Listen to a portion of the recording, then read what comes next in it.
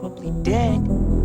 His body will come popping up in the last reel somewhere. Eyes gouged out, fingers cut off, teeth knocked out.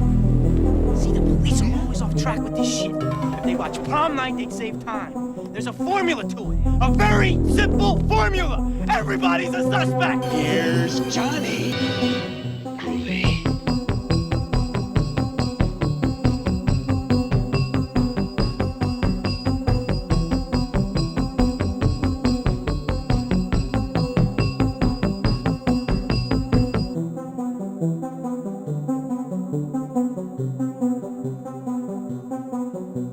Yo, what up, everybody? Welcome to Fandom Frequency. We're kicking off spooky season right here on the channel. We do this every single year during the month of October, where we cover a ton of different horror topics, whether it's current releases, retro reviews, retrospective type stuff, rankings, and stuff like that. We're going to be introducing this year, but this is going to be the kickoff right here. And as you guys can see, we don't have all the spooky decor yet because I'm shooting this ahead of time, because the aim is for this to be dropping on October 1st to kick off the season with one of my all-time favorite horror comedies.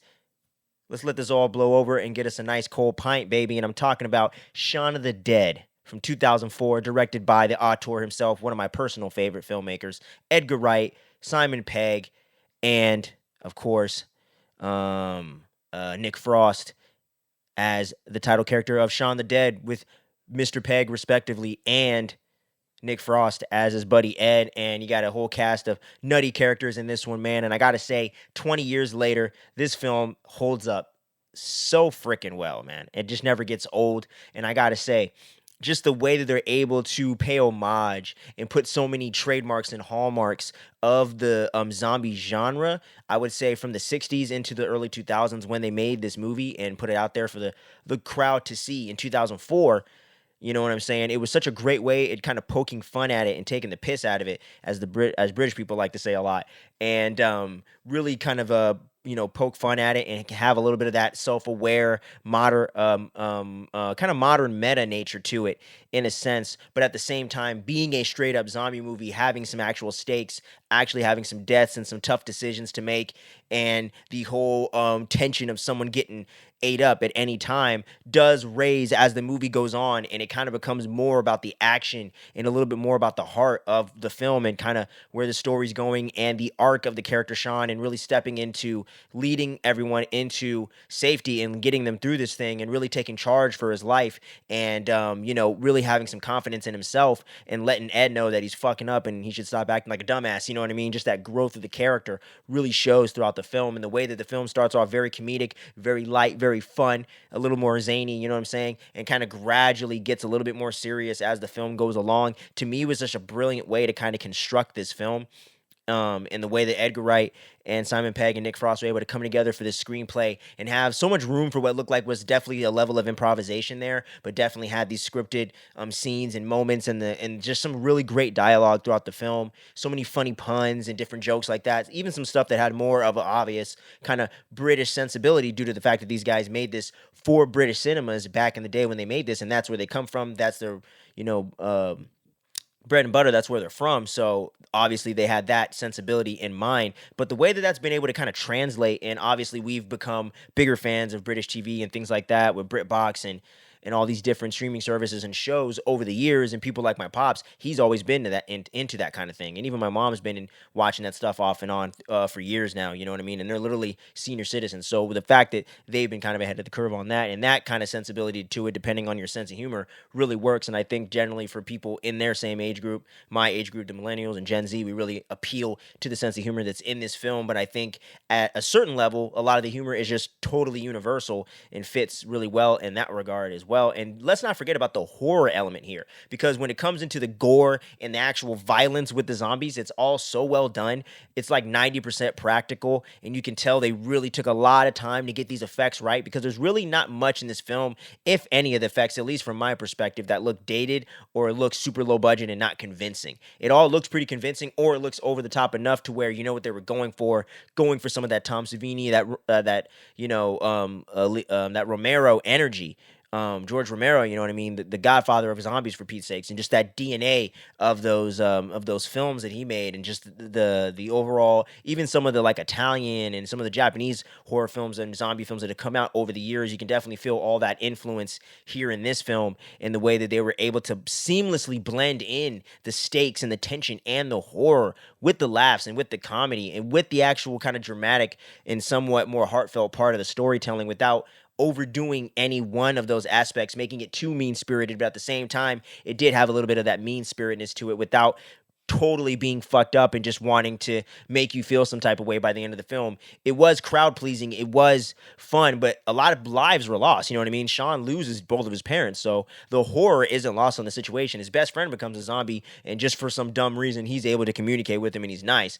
Just for the fact of keeping up their shtick of being best buds and all that. That's the fun, more over the top, less grounded element. But the element of Shaun losing a lot of his friends and obviously his parents, his stepdad and his mom, and then losing his dad as a kid back in the day, you know, Shaun's actual familial connection is completely gone in this movie. And by the end of it, so he's actually really experienced some tragic loss, and him and his girlfriend getting back together is so convincing to me. Just them going and bonding through that experience, and noticing the best qualities in each other, and her seeing Shaun change and take charge and really get into the situation and get them to safety, and really be the main reason primarily that they were able to get to that location, to the Winchester, and be able to get, you know, a safe place, was because of him and him taking charge like that. But being the really funny and silly comedic hero at the same time, and main character throughout the majority of this film, and really in that first act and in the beginning of the second act before things really kick into high gear, is so funny. And obviously the dynamic between Simon Pegg and Nick Frost is just fucking phenomenal. That's why there's a whole trilogy around these fucking two guys, and everyone was involved, loved it, and had just as much fun as us, the crowd, seeing them do it and seeing it on screen. It's just so fun, their dynamic back and forth. Even though Ed does piss me off in a certain way, because I feel like he's almost too stupid sometimes, overall, he does feel like a character that you would meet out and about in the world. Just one of those slacker guys that never really fully got their shit together, but has their wits about them enough where if they wanted to, they could, but they just act so stupid and immature. They just don't really get their shit together like that. Just that total man-child archetype, I thought Nick Frost was able to play in a way that he was likable, but at times you'd be pissed with him. But at the end of the day, he always had that redeeming quality of just being fun to be around, and just having that energy about him, and just being that friend that will back him up when, you know, shit really is hitting the fan. So I do enjoy that aspect. And then him and Nick Frost and Simon Pegg being real life friends and being real life really close together like that, it just shows on screen, and it just becomes across so damn organic. But just the way that it's written is so well done that they're able to just match that and really bring out these phenomenal performances and these really memorable characters, you know. And but yeah, and the whole cast, like the actress who plays his girlfriend, like everyone in the film, even the bitch ass dude that's all into his girlfriend Amy and whatnot. I love all the characters of the film. They're all fun and engaging. Even his mom, even though she's so naive, you know, she's just a sweet older lady that loves her son and loves her family and just wants the best for him and still spoils him, you know. And you know, all those mama's boys out there can relate to that. You know what I mean? So just that whole element of the characters, to where everyone's somewhat likable for the most part, except for the one roommate dude. Obviously, they're making him kind of the antagonist of the film, almost in a sense, almost more than the zombies. But at the same time, he's just a coward and he's scared. So you do understand it does come from a real place and from a human place. So that's the one thing of the film that really works. Like, all the characters are enjoyable, and even if you're not supposed to like them, you still get a kick out of watching them and going the dynamic, and seeing them get their asses handed to them is always a lot of fun as well. So just that whole aspect of the film coming together, and the soundtrack and the needle drops in here are so unique, but really fit the vibe of the movie and introduced me to some stuff I hadn't even heard before. Like when those dudes are DJing in his house and they're playing, you know, the old stuff and off the vinyls and everything like that, or when he's dropping in, you know, the needle drop with the whole beginning Shaun of the Dead kind of what's the word that I'm looking for? Montage of just different people almost being zombies in their own life, just going through the same old routine day to day. And as an adult, I can definitely relate to that now, even more so than when I watched this initially in my very early 20s. Now I fully relate to that getting into my 30s now soon. It's definitely how you feel at times, you know what I mean? And I like how all the aspects of the different extras in the background come back as zombies and recurring characters within the film for the most part. And I really dug that aspect, because if you're really paying attention and noticing certain people at these different places, like the grocery store or the dude that's waiting at the bus stop, the black dude there that ends up becoming one of the zombies and notices them when they're trying to sneak into the Winchester and act like they're zombies themselves. Like how all the side characters and every character comes back around in the film is such a great just aspect of Edgar Wright's writing, where I like that everyone in the neighborhood and everyone in this like London town or in this English town is like a character in the film, and all makes like it all has to be there, and it all feels like it's just this overall tapestry of what gives Shaun of the Dead its total vibe and what makes it its own thing. And I just love how Edgar Wright's able to bring attention to everything in the film, and he's been able to do that, I think, for the most part in all of his filmmaking. I think the only movie really for me where I thought he lost a little sight of that was his last film, The Last Night in Soho or whatever, I think was the name of it, with Anya Taylor-Joy.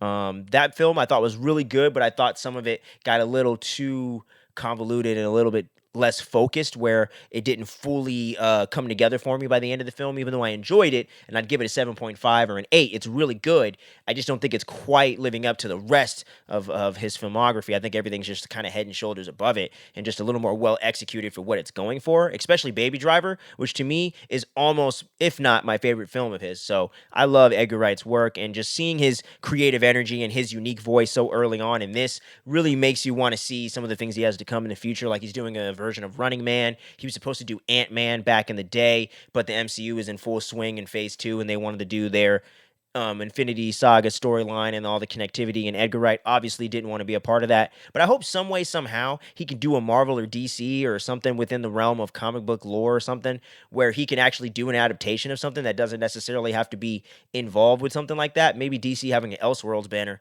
maybe that'll help with that happening, because I think Edgar Wright does have a unique voice, and mixing in all the cool shit he did with Scott Pilgrim, which is another contender for my favorite Edgar Wright film, mixing in the action elements and the way that he was able to make the spectacle and the set pieces really stick out and be unique, but be badass and very hard-hitting and visceral at the same time, with the over-the-top nature to it. I think if he was able to like ground that and do something just as cool with a comic book character or something in the lore, I think that'd be awesome. But I digress. We're staying back into the horror side of things. And like I said, the violence, all the gore, all that stuff within the film is so well placed. It's all so well done. At times funny, at times fucked up, at times emotional, at times intense. And I love just that whole blend. This is just that horror comedy that never goes too far into one direction or another, and just is just a freaking masterclass of how to do it. Studying this film, I feel like, is just a great way just of learning filmmaking as well, man. Like, this is just a fucking A-class effort, man. It's an S-tier movie. I love this film so much, man. It's always been one of my favorites since I saw it 6-7 years ago. And I was about a decade or so late to the party, but once I discovered it and watched it, I was so happy. I love the Cornetto trilogy. I have a copy of it right there on the shelf. Absolutely love this film. If for some reason you watch this whole video and you haven't seen it, I highly recommend it. It's definitely a great watch every year for your spooky season, and I'm going to be watching it again when I'm in the full freaking depths of spooky season here on the channel. We got some really fun reviews coming. We got some fun rankings as well, and we got some modern releases coming out almost every week as well that are going to be horror related. We're starting off with Joker Folie à Deux, which isn't horror related, but obviously we're going to talk about it. But when it comes to horror, Terrifier 3 is coming out exactly a little over a week and a half from the time you guys will be seeing this video. So we're going to have a spoiler discussion for that. That's my most anticipated horror film of the year, so you know I'm hyped for that. Smile 2 is coming out. We're going to be doing a review for Smile 1. And yeah, so we got a lot of cool horror content coming out, like Salem's Lot over on HBO Max from the Stephen King novel. That's also going to be dropping. So we're going to have a review for that. There's some other Netflix stuff going on.